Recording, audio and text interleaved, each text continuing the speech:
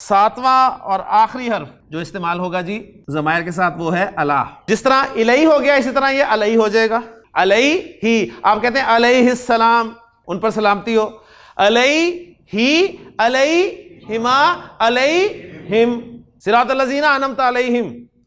علیہا حضرت مریم سلام علیہا علیہما علیہن علیکا السلام علیکہ علیکما علیکم السلام علیکم علیکی علیکما علیکن السلام علیکہ السلام علیکما السلام علیکم السلام علیکی. تو ہم جمع ہی بول دیتے ہیں.